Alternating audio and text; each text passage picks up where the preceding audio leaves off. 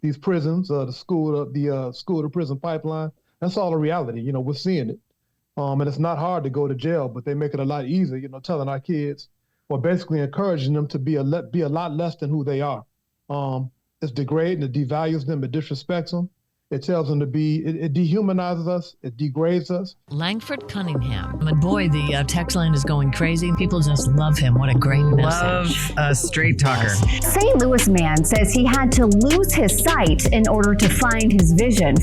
See, today we forgot about the message. We have to get back to a message. And it's the commercialization and exploitation of our culture that continues this vicious cycle of death, darkness, and destruction. Got a lot of the females rapping today, okay? They twerking, they're doing prostitution on records, leading little girls into the strip clubs. That leads into human trafficking. They don't promote Taylor Swift like that. Right. But our black women gotta get prostituted in the industry. All the burgers, boy, the baby mamas, man, they feed their kid nuggets, french fries. You telling me they are putting poison in their mouth? I'm telling you, it's a weapon of mass destruction. Elon Musk made a comment that hands up, don't shoot. It was a hoax. How you feel about that, Mike Brown Sr.? Those words would have never been said if that would have never happened to Mike Brown Jr. So what you saying? What happened to Mike Brown Jr. was fake? Hey, people be playing with the wrong folks, man. They left the responsibility onto you to search for your daughter. You didn't get no assistance from the police department. You didn't get no assistance from the political officials. No, I did not. Let's elaborate more on this service station. A human trafficking ring that was going on at that mobile. They arrested the guy, and as soon as he got out, the station was back open once again. It's the Blind City Podcast Takeover, You know who's the most dangerous man in the world is? Who? A blind man with vision. Thank you. Reba Dirty. BlindCityThePodcast.com. Blind City Podcast, YouTube, TikTok, Facebook. Blind City STL@gmail.com. I'm your host, Blind City. And I got the triple OG, the Godfather, Mr. Sims. How you feeling? I feel good. How you doing today, Blind City? Oh, man. I feel good because we're no longer part of corporate America. Sounds good to me. Now we're going straight to the streets. Power to the people.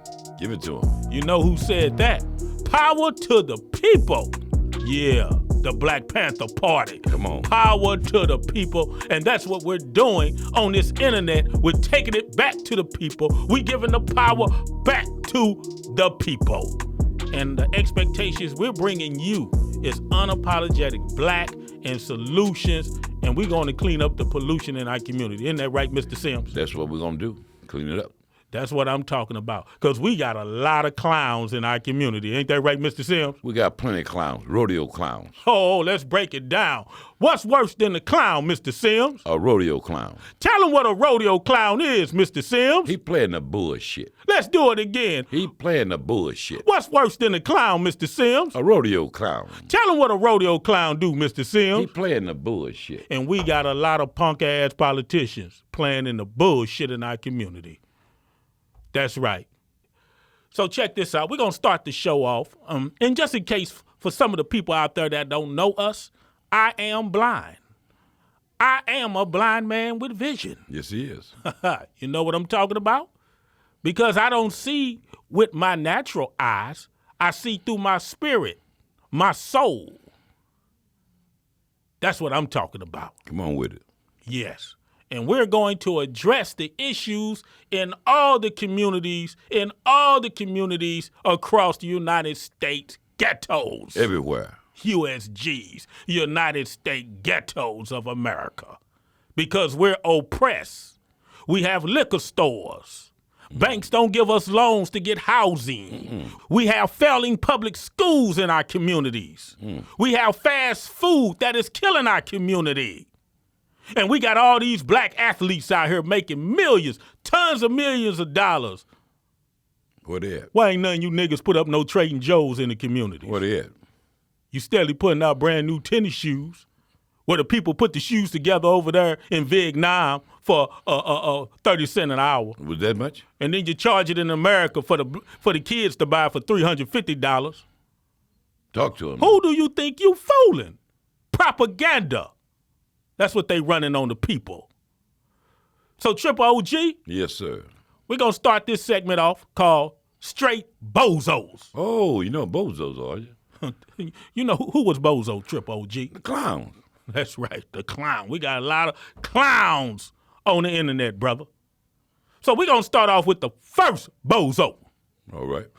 She come from our city, St. Louis, Missouri. Let's hear what she got to say. Play the audio, Matt, on the track. My campaign and my position to the highest levels of integrity. I also believe in transparency, which is why No, you don't. I can confirm You don't that believe the in no Department damn of Justice transparency. is reviewing my campaign spending on security services. No. We are fully cooperating with this investigation. You ain't and got I no would like choice to but to take this cooperate with the opportunity to feds. outline the facts and the truth. Since before I was sworn into office, I have endured relentless threats to my physical safety and life. From who? As a rank and file member of Congress, I am not entitled to personal protection by the House and instead have used campaign funds as permissible to retain security services. Yes, you did. I have not used any federal Yes, you tax did. dollars for personal You dropped them security draws. services. You didn't It is pass no reporting that laws. I have used funds for personal security. You dropped them Personal draws. security You is didn't pass simply no false. laws.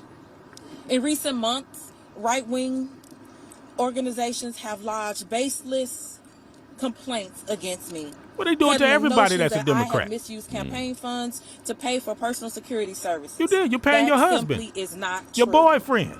I have complied with all applicable laws. You ain't got no choice to comply. You black. And will continue to prioritize the rules that govern us as federal elected officials. All right, stop In it. particular, Stop it. I don't want to hear no more of that bullshit. What did the receipt said? That's what I'm talking about. You went up to Capitol Hill without the birth control pill. You didn't pass no laws. Now, let me tell the people who's not familiar with St. Louis. Let me tell you what this clown did. What'd she do? When we had the high school shooting at Visual Performing Arts High School, and 2 incredible people lost their lives That's right. to a gunman that was mentally ill that used to go to that school. She came in town when CNN, MSNBC, everybody was in town. Before this, nobody knew where she was. All right now. She was a ghost. Nobody saw her. But when all the news around the world came to St. Louis, she popped up. Clementine. And then she threw a town hall meeting with the mother on the day her daughter got murdered, brought the mother in and had a town hall meeting and then flew back to D.C. She didn't address no laws to get a bill passed for these mass shootings. None. Okay? And then she flew Mike Brown. Flew Mike Brown and his wife out there to Washington, D.C. and gave them a tour of Capitol Hill when the president had the State Union address. Now check this out, Godfather, Triple OG. All right. Your city just had a mass shooting at a high school. 2 hours A teacher ago. lost her life and a young student lost her life. All right. And I send my condolences to the families. Absolutely, we do that. Wouldn't you bring the mother whose daughter just got shot? And you putting a That was an outstanding student. When you fly the mother out to the Capitol Absolutely. and address mass shootings in front of the politicians there at the State of Union address? You got everybody when you have a State of the Union address. You have Exactly. everybody. Every nationality, every local outlet is paid attention. Absolutely. But she flew Mike Brown. Nothing against Mike Brown. Great man doing great things in Absolutely. Ferguson, keeping his son's name alive. But at this time, it wasn't about Mike Brown Jr. It was about the mass shootings in schools across America. That's correct. She failed again. And then she put out a press release talking about she getting married. We did not send you to Capitol Hill for your personal life. None. We sent you to go there to do a job, not to give blowjobs. Whoa, now. We sent you there for a job, but you end up giving blowjobs. to the lead security guard, who is now your husband.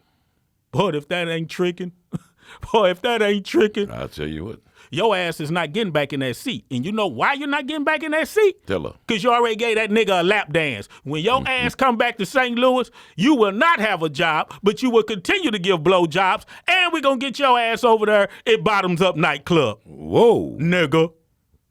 I piss on bushes.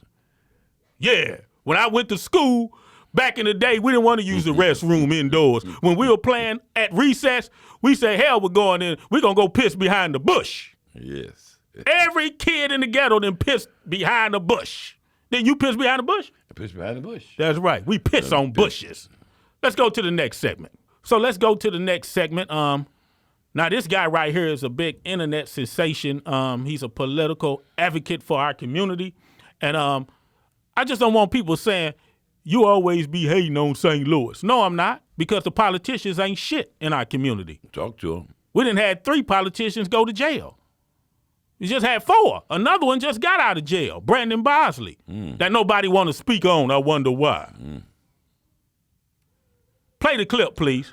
Yeah, as we know, the people of St. Louis, y'all know that Corey has not done anything for the black people in St. Louis. And look, when the things were going down with Mike Brown, I was out there trying to get them Negro politicians to help the black community out there. These Negroes were doing everything they could to find a butter biscuit from white mommy, white daddy. They were not doing anything for the community there. I'm giving them money to allocate to the community. I'm literally writing thousands of dollars of checks out there in St. Louis to try to get them to give the money to the community. That's why we started a nonprofit, so that we can just start dealing with people directly, because these politicians were too coonified. That's what I'm talking about. That's what they think of you.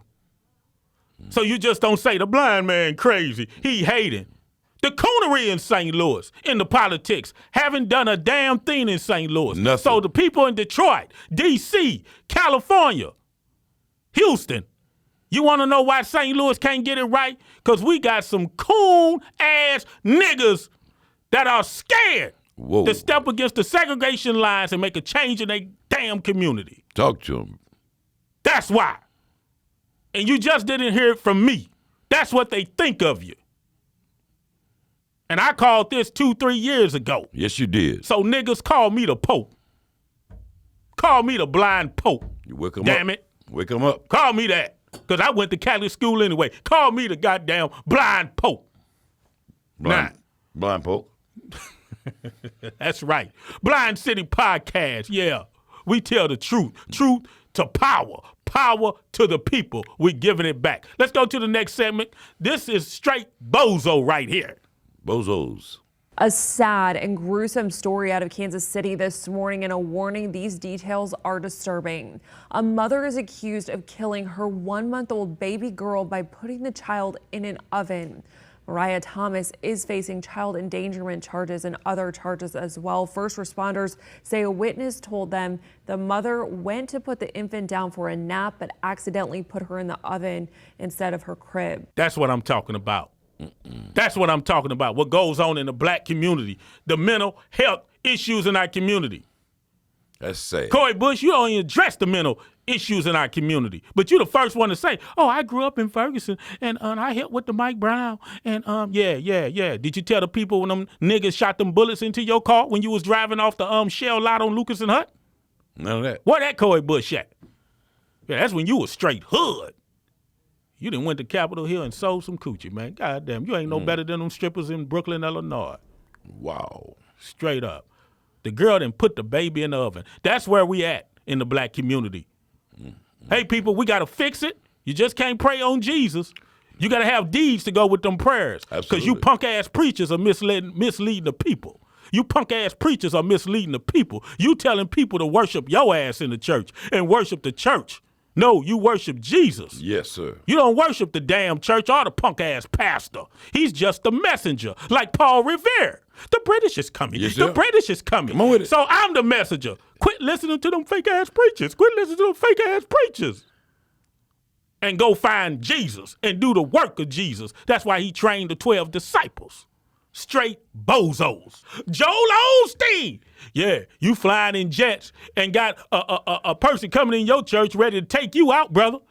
You better be on guard. These people are piss out here in these streets. Joe, do you ever stop smiling? Can we see you with your hair undone? Can we see you get pissed? Are you always the same Jim Jones? That's how he took my people to Africa and gave them the Kool-Aid. Jay-Z, you went up on the award show. My wife has never won Album of the Year award, and she has over 30 Grammys. Well, guess what? Jigga, my nigga, she ain't gonna win. You think she gonna beat Taylor Swift? Let me say this about Taylor Swift. Oh, boy, that's a beautiful white woman. And she is slim. Slim, got an ironing board body. Whoa. And make all the money. And all you niggas are going to get new breasts and booty and your hair done, long-ass fingernails. And you still can't get accepted by America. But Taylor Swift, oh, here she comes. Oh, the NFL, all the sponsorships, the billions of dollars. They are not going to put a black woman ahead of Cinderella. You got to be out your damn mind. We'll be right back after these messages. Everything that hip-hop is doing, first to go gold, first to go platinum, first on the cover of Rolling Stone. I don't even play basketball and I got a sneaker deal like Michael Jordan. There's got to be more to life to this, and I couldn't figure it out. Long story short, I was an alcoholic, suicidal, metaphysical, spiritual wreck who was thinking of killing himself. And I was like... While all this was going on. Yeah, Down with the King was out and this and that, but that's where I was at. I was DMC to y'all, but inside there was turmoil. And let me say this to you on-air DJs and radio hosts. The music that you play in our community that degrades us as a people and promote drugs and prostitution through records. How can you sleep at night? Is it really that bad? You got to get a check from killing your own people? Don't feel bad for me, brother. I had to lose my sight to find my vision, Gip. When I had sight, Gip, I had no vision. I was in the strip clubs every night. I was making it rain. I was sleeping with multiple women. I was buying a lot of cars with rims, materialism. My mindset was so fragile, brother. We supposed to see each other. We were supposed to talk. My mistake would have been not taking that call. That would have cost me somewhat. So I appreciate you for having me on the show. But I remember, man, sitting with my mother and my mother teaching me how to tell time and how to count and how to multiply and subtract. And you know what? Your mother must have been on point and she must saw your future. Because with her teaching you how to count, you sure came into a lot of money. You came into a lot of money, brother. You went from the outhouse to the penthouse. Let's really talk about it. Let's flip tables like Jesus. It would not be unfair to say that I did go from the outhouse to the penthouse to the White House. Well, 24 years ago today, iconic rapper Tupac Shakur was shot here in Las Vegas.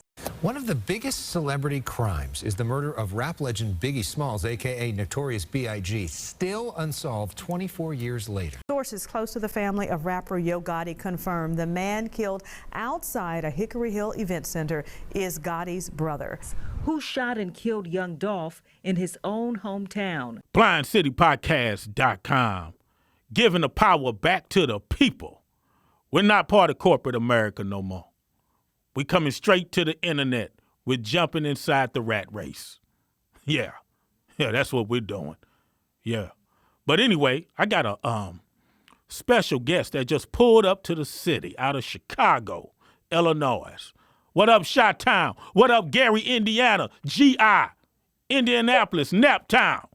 Yeah. Hey, what's up, brother? How you feel, man? Mr. Creamer, how you doing?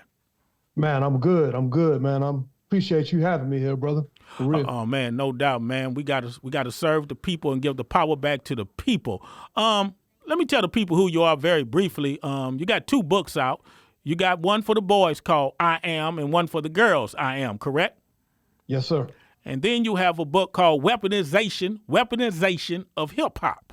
Well, who stole the soul, the weaponization of hip hop? Who stole the soul? You got that right. They've been stealing the soul from black music since Chuck Berry. But what made you address the issues in hip hop with this book? Well, I'm an educator first off, so I've been seeing these kids for the longest, about 30 years, and watching the gradual change in their behaviors, what they think about, their conversations. And I had the good fortune of meeting a brother, Dr. Lance Williams in Chicago, a little older than me, but same values, the same circles. And he was already doing a program that basically spoke to some of the stuff that was going on in the record industry. And I went and checked it out in Chicago, and it just kind of turned a light on for me. And making the connection between what he was talking about with the music and watching my kids' behavior gradually, how can I put it? Taking a turn for the worse, the boys and the girls. Right. Well, you up there in Chirac now. Yeah, I was in Chicago. That's where I started in education. But I moved to D.C. and I'm seeing the same thing. I lived in Dallas for 3 years and I saw the exact same thing. Now I'm in Maryland and I'm seeing the exact same things. So you saw it spreading. Oh yeah, it's definitely getting worse. And I'll just give you an example. And I know you can attest to this. It used to be that the young men were the ones that were fighting and banging on each other in the schools the worst.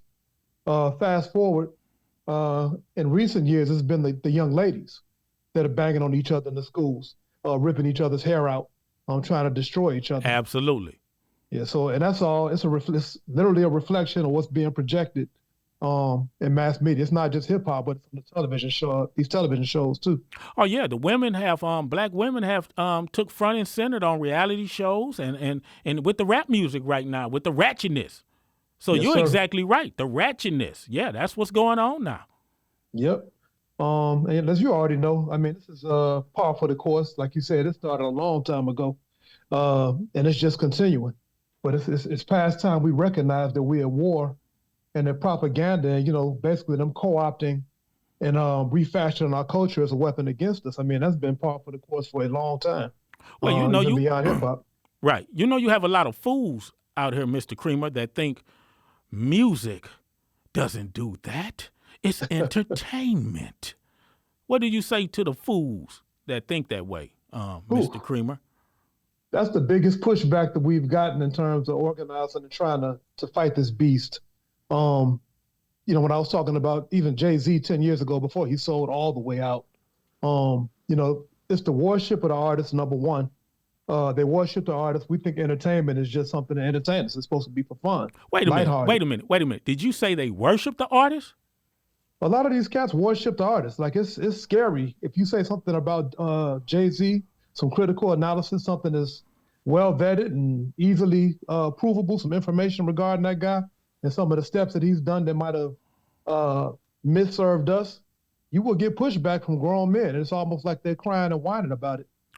So the same way they do in the inner cities when they worship the preacher in the church. Oh yeah. When they supposed to be worshiping Jesus, they worship in the church and the preacher, correct? Well, Jay-Z is Jesus for a lot of people. Well, they call him Hov, right? They call him Hov, right? He called himself Hov, and everybody else went along with him. But in terms of going against that it's just music piece, I thought that for a good part of my life too, because it was never introduced to me another way. The science behind it, the psychology behind it, the capitalism behind it, the profit motivation, all of that. You know what I mean? The exploitation of the poor. None of that stuff was ever pointed out to me. So if people don't know, they're going to keep on doing, as they were taught or as they were socialized to believe. Well, we just found out, and Ice Cube came out and spoke on this, and shout out to Ice Cube putting out those revolutionary albums back in the 90s, man. He caught a lot of flack with NWA, but, hey, they were speaking about the environment and what was going on in that community. And then he transitioned, and he really came at the system. And we haven't seen nothing like that since. But he came out and said the prison industries have stock inside the record companies now. And we all know the pipeline to prison definitely goes through the United States ghettos. Yeah, that would be a lengthy conversation talking about NWA's impact. I loved Ice Cube as a young man. I definitely know exactly what albums you're talking about. One of them was Death Certificate. That's but right. then he went another route soon afterwards. So it kind of made me question how conscious that brother was. But I appreciate his input, in regard to those records. It's a lot of work to be. I mean, he did say some truth. Now, I'm not going to say he was lying. He definitely told the truth in terms of these prisons, the school to prison pipeline. That's all a reality. You know, we're seeing it. And it's not hard to go to jail, but they make it a lot easier, you know, telling our kids or basically encouraging them to be a lot less than who they are. It's degrading, it devalues them, it disrespects them. It tells them to be, it dehumanizes us, it degrades us. And I think I heard you speak to it on your show with Rock Newman. But with our women, that devaluation and that degradation is real. You got 77,000 Black women that come up missing every year. And you don't hear nothing about it. You know what I mean? You don't hear nothing about it. And you don't hear nothing about it from our people. Black women act like they don't give a damn. When I do speak on it, I get nothing but crickets when I speak on it in my community. Well, just like the rest of the world, we've been socialized to see us as less than. We don't understand the nature of this war, but if we see ourselves as N-words and B-words, there's a ceiling on the love that we can have for ourselves and each other. But I hate to say it. If I say Negro, they won't pay attention to me. But if I say nigga or bitch, I got their attention. So man, we gonna have to be reconstructed on how we think. Because right now, Mr. Creamer, we're not thinkers. We're reactors. That's all you see on the internet. Well, that ain't just Black people. That's everybody. That's what America cultivates in its schools, with these TVs, with these Super Bowls, these sporting, the bread and the circuses. That's what America cultivates. So the one that is a critical thinker, the one who can think on those higher levels, the one that is actually not willing to just be told what to do or how to think or whatever, that's a rare beast and that's a rare animal in this country, because this country really needs you to be dumbed down and stupid to basically behave, to go to a job every day, be happy with it, to vote for the same two types of wealthy white men every election. You got to be pretty slow after a while. I'm not going to say we're slow, but the American public as a whole, I mean, we're literally almost at the bottom as far as ranking in education in this country as a whole in the world among developing countries. And that's not an accident. It's the most capitalist country. And so in order for capitalism to run so smoothly, you need a dumbed down populace. You need people that are not thinking. To get people to basically spend 99% of the American public is literally watching a football game while an entire country is being, or an entire people is being wiped off the planet. That's a weird space to be in. It's kind of dystopian. Well, and you're absolutely right. And you know, the only way you can defeat America, it won't be in no nuclear war, because that'll destroy itself. But if you dumb down the people and make them attack each other, we kill each other within America. The enemies don't have to do it. No, they don't. And they dump guns. You know, speaking of NWA, around that time, they were dumping pounds of cocaine into our neighborhoods. St. Louis, Chicago, Philadelphia, New York, Thank you to Baltimore. Ronald Reagan. Thank you to Ronald Reagan. Yeah. Ronald Reagan, Oliver North, the CIA. That's right. George Bush Sr., all of those individuals. Yeah, I piss on bushes. I piss on bushes. Yeah. Then you piss behind a bush when you grew up? Yes, indeed. I know it. But they took our culture and refashioned it to help promote the crack that they were dumping into our neighborhoods. And then you got these territorial wars, so let's promote that too. Young brothers killing each other.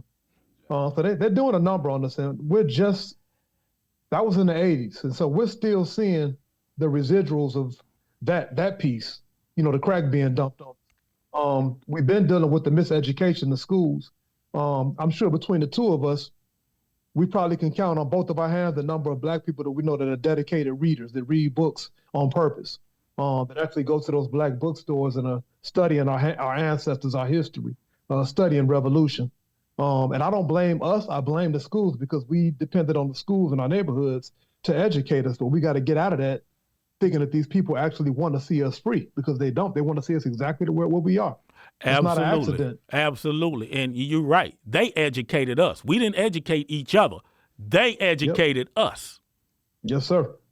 So it's a lot, man. It's a lot on our plates, but we didn't put us here, but it's up to us to get us out of here. Well, and that's what I've been arguing within my community. We've never have fought back. When they took us from Africa, very few fought back. Some gave their lives jumping off the slave ships. But we really never fought back. When they destroyed Wall Street, Black Wall Street, we didn't fight back. When they dropped the bomb in Philadelphia on those buildings, on the power move, we didn't fight back. We don't fight back.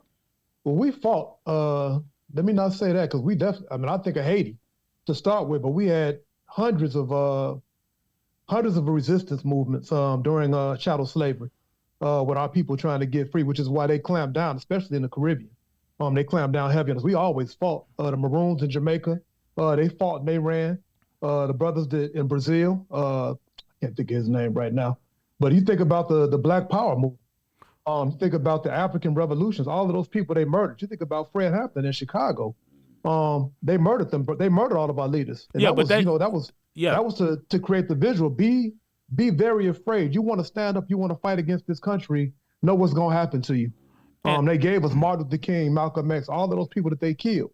Right. It was that one to create a person. fear. It was one person that went after them, though, and that was J. Edgar Hoover. He took that whole '60s out from the Black Panthers, and the way he did it, he ambushed them. He ambushed them. You see what I'm saying? Shout out to Fred Hampton Jr., man. He's doing big things down there in Chicago. I talked with Fred Hampton Jr. a couple of weeks ago, keeping his father's movement alive. And you're absolutely right. The Black Panther Party is the party that I really recognize with. Nothing against the Nation of Islam and the minister. I listen to them too, but I really think the Black Panther Party had it all figured out far as what we needed in our community. And now to see the public schools rate everything that they did. They were the first to put the lunches and the morning breakfast into the schools, and they still running off that same entity that they created to date in the public schools. Yeah, I would say about half of my teachers are Black Panther Party or Black Liberation Army related.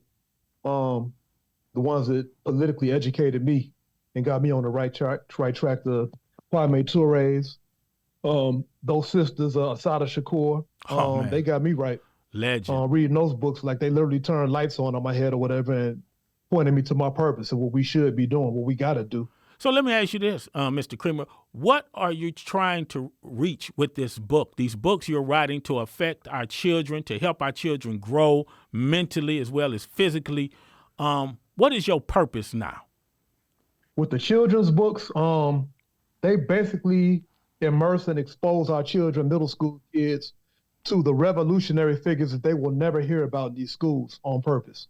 And it's just basically like a few lines as poetry, or it's written as a poetry or whatever, to introduce them to the Asada Shakurs, the Patrice Lumumba's, to those people they never talk about in these schools on purpose because they don't want our kids to know about revolution, what they're capable of. There's a lot of musicians in there that were revolutionary. Fela Kuti, he's in the book. All of the revolutionary people they will never teach us about, that I never learned about till I was in my 20s and 30s, sadly.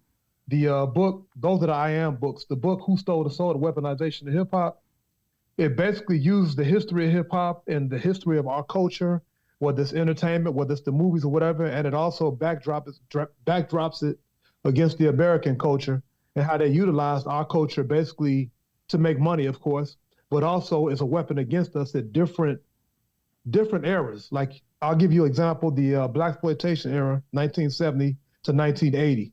That's what we got. Basically, we learned how to call each other N-words and B-words in the 1970s. And you had a small group of Black people that literally stood up and said, we can't have this.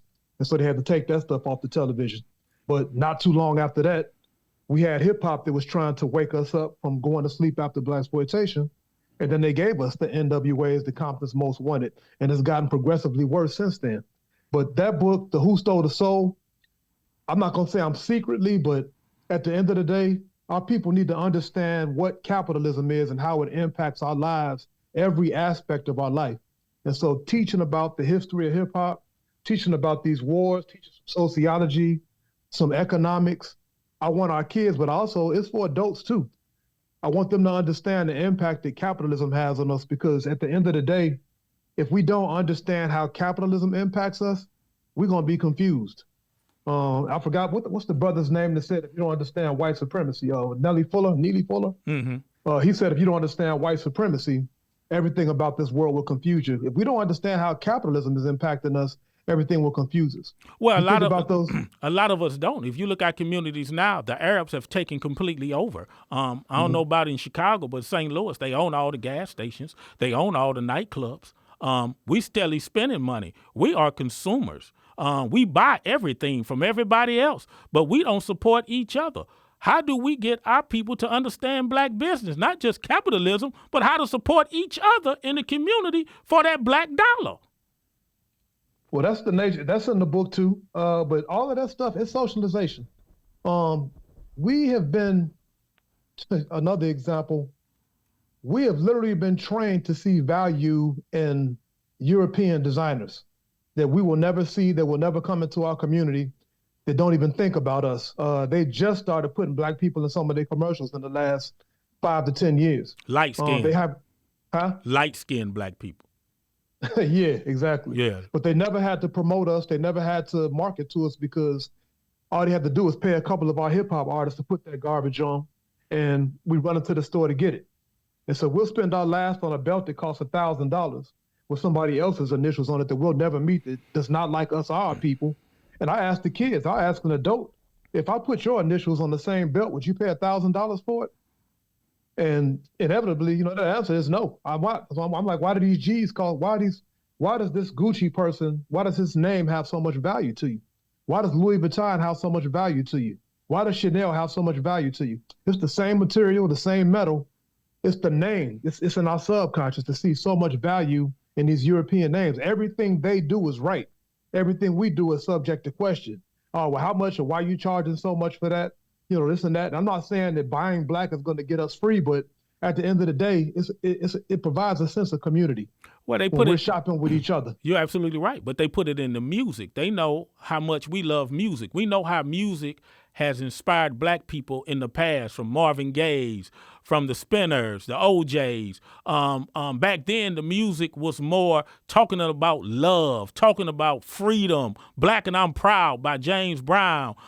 Even in the early stages of hip hop, we can't forget, it was conscious. Public Enemy, Poor Righteous Teachers, X-Clan. The problem I have, I just want a balance. I don't want to take away the voice of the rapper saying, I don't give a damn, I grew up like this, I'm mad at the world, but also play a record after that showing a kid that made it through that mess without robbing people, without stealing cars, and changed his life because he read Elijah Muhammad's Message to the Black Man. We just need a balance in the music, but it's no balance right now. Everything's one-sided. You either a stripper or you either a gangster. We don't hear no professors. We don't hear about being smart on a record. Even in the schools, the girls don't talk to the nerds. They talk to the athletes and the gangsters. They talk to the dumbest nigga in school or the athlete. They don't talk to the nerd, the kid now that's making $100,000 because he's doing coding. They don't talk to them people in our community. They talk to the drug dealer or the athlete. Well, that's a reflection on what's being done on TV. And those people are being put on pedestals. But I will say that in terms of balance, like I deal with I see these kids daily. I've worked at some of the worst schools imaginable. You and I both. Like I said, in Chicago and in DC. And 50% of our kids ain't talking about the nonsense they're talking about on record. And so we don't even need balance. Most of our kids are positive. Most of our kids are trying to figure a way out, but most of our kids are not stealing cars, selling drugs, raping women, drug raping, shooting at each other, or even thinking about, selling or doing drugs. Most of our kids are in school to get an education and go home safe. The vast majority. But they're not putting the light on those kids though. They not getting the stage. That's what I'm trying to do here in St. Louis. I called the public schools. I got a magazine here in St. Louis called the Struggle Magazine. I called the public schools in St. Louis and I said, hey, I would like to interview the Gifted Students program in your school. He said, okay, Mr. Cunningham, we'll get back with you. Never heard back from them. Never heard back from them. This is what I'm talking about. So how do we highlight the kids in our communities to show the kids that's doing it right? Because they not getting no love from the community, man. Like I say, the girls are talking to the nigga that's going in and out of jail. You know how many black women got babies from niggas going to jail, man? And we got black brothers that's engineers. We got black brothers going to HBCs. They're not talking to them.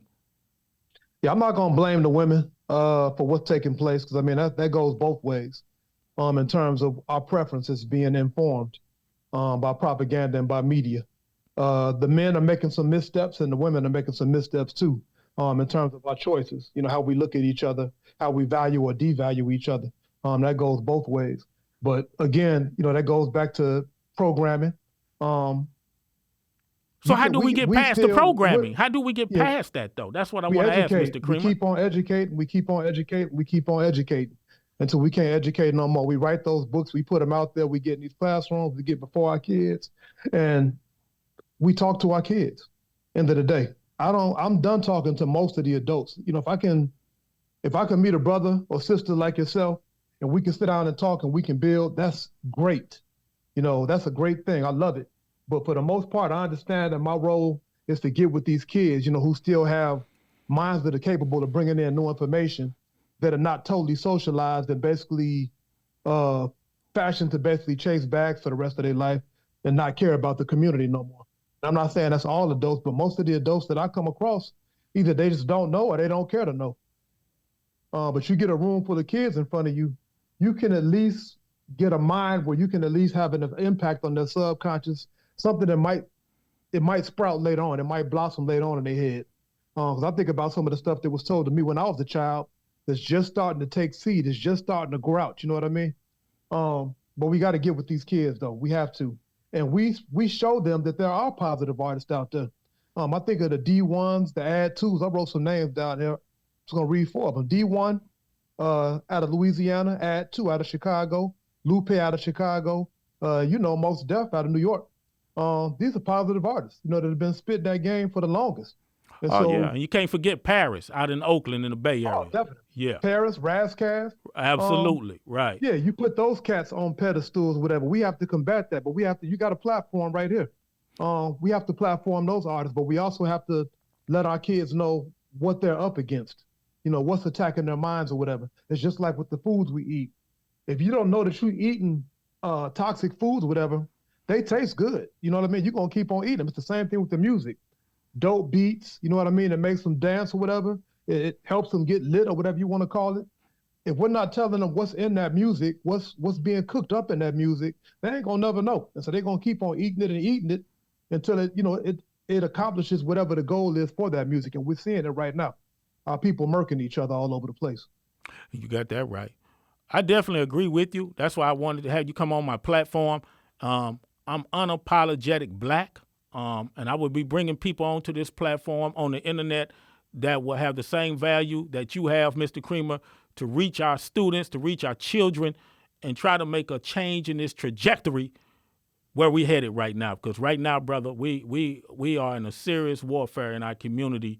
I don't know how it is in Chicago. I just know in Chicago, a lot of that violence is coming from one part of town of Chicago. It's not all over Chicago. And yeah, I know. Have you met Fred Hampton Jr.? We're about 1 degree of separation. My boy Quavin is real good.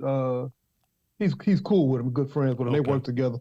My boy Quavin, who's in the Clear the Airways project with me, is the nephew of Geronimo Pratt. Okay. And so they do a lot of connecting West Side, South Side of Chicago. They do a whole bunch of work together. That's good. And I wish we had those same efforts back here in St. Louis, but we got a lot of coon Negroes down here, brother. A lot of coon Negroes. You see what they Cori Bush, she went to Capitol Hill without a birth control pill. You know what I'm saying? We told her to pass laws, but she dropped her drawers. You hear me? That's the buffoonery we got here in St. Louis. Well, it's the same script everywhere.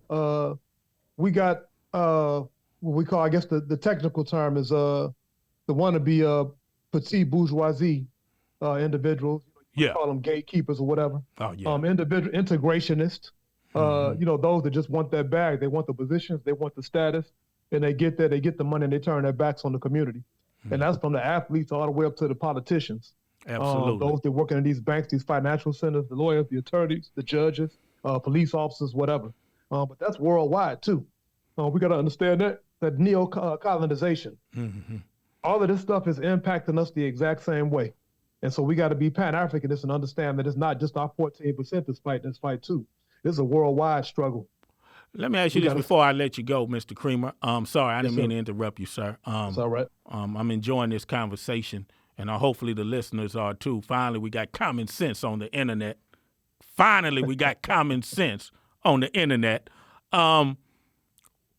We got the presidential campaigns starting right now. It seems like they can't lock Trump up. Trump keeps showing us that white privilege is here to stay.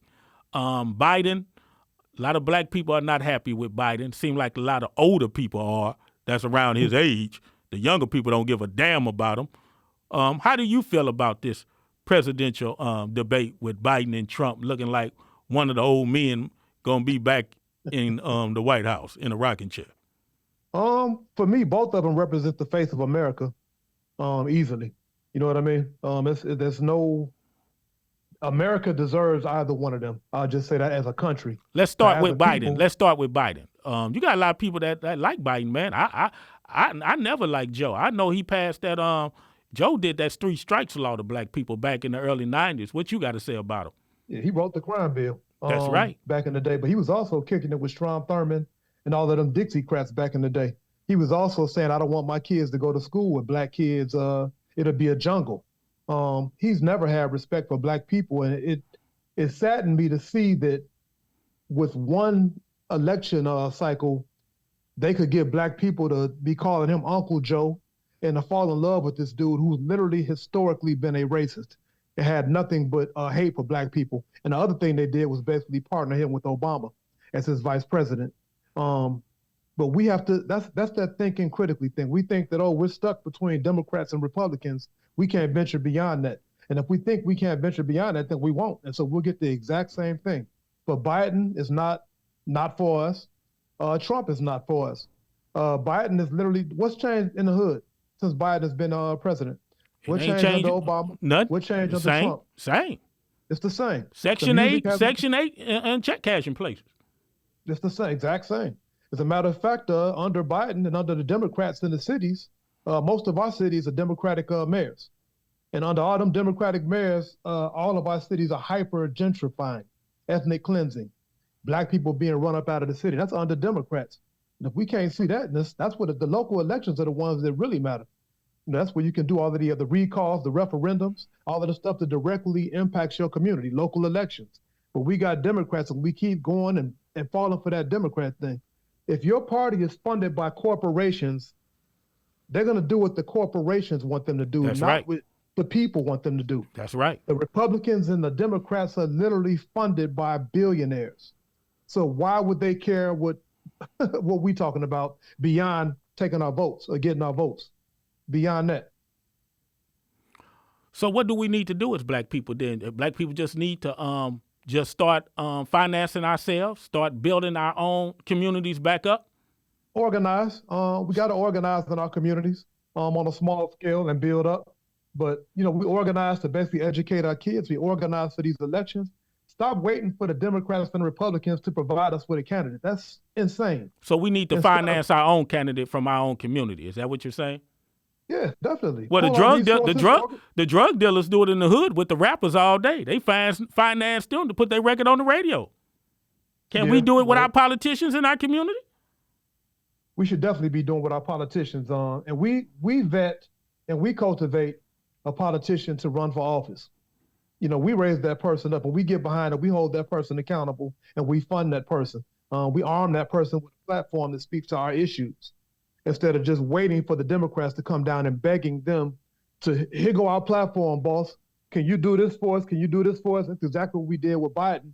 Biden got in office, and as soon as he got in office, he said, I ain't talking to y'all no more.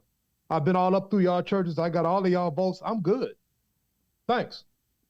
And so we start locally with our cities, our I know what y'all call them in St. Louis, but our wards. Right. And we build that way. We build these voting blocks. But yeah, we gotta get off that wagon. And it's not gonna be something, if you vote third party or fourth party in any of these elections, the change is not gonna happen overnight. They might not even win. But if you have a third or a fourth party candidate that you're running and they're getting those debates and challenging the Republicans and the Democrats, they're gonna hide those contradictions. You know what I mean? Stuff that the Republicans and the Democrats will not talk about. Now that stuff is in the conversation. And so they're going to look crazy if they can't answer them questions, and especially if they get in office and they're not addressing the stuff that was talked about in that debate.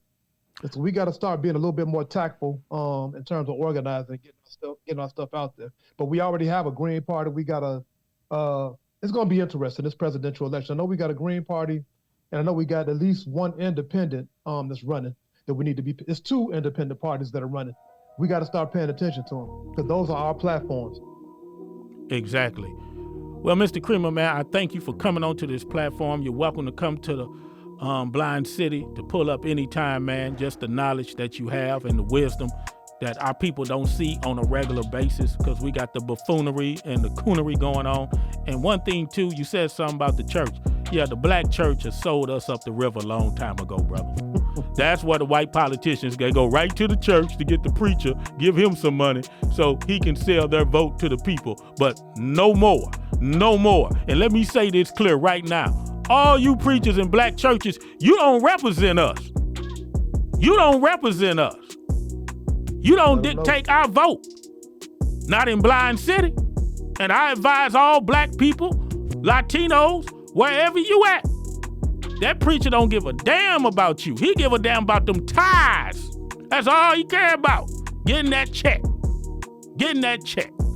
So they don't represent Blind City, and they don't represent the struggle in my community to dictate who we need to vote for, because the black church has been sold us out. You can't even go up the street and talk to the gangbangers. You can't even do no mentorship on your damn block as a church. So how the hell you gonna tell me who to vote for, and you don't even come out the church to help the people? Don't get me started. Mr. Creamer, man, thank you for pulling up to the city. Man, thank you for having me, brother. I appreciate it, man. Keep it up, man. All right, brother. Thank you. And then we're going to do some things together, man. I'm going to be staying in touch with you. Hopefully I can get up to Chicago with you too, man. I want to work with what you got going on up there, brother. If you can have me come talk. I'm in D.C. now. Oh, you in D.C.? Hey, we just came from D.C. Yeah. Okay, and I'll be in St. Louis. I was just there a few months ago. I graduated from high school, but I got family there, so maybe we can touch base, man, and break bread. Yeah, Mr. Creamer, when you come to St. Louis, definitely give me a call. I can have my chauffeur pick you up, because you know I'm blind. I can't drive. But we both can go coon hunting in St. Louis. How you like that? BlindCityPodcast.com. What's up, BlindCityPodcast.com. It's your girl, Michaela McGee. When I'm just chilling, hanging out, I love to listen to BlindCityPodcast.com. They bring all of the real. We talk about community, real issues going on affecting real people. Make sure that you guys are listening to BlindCityPodcast.com. If you found this content helpful, please share this video and subscribe to our YouTube channel, Blind City, the podcast.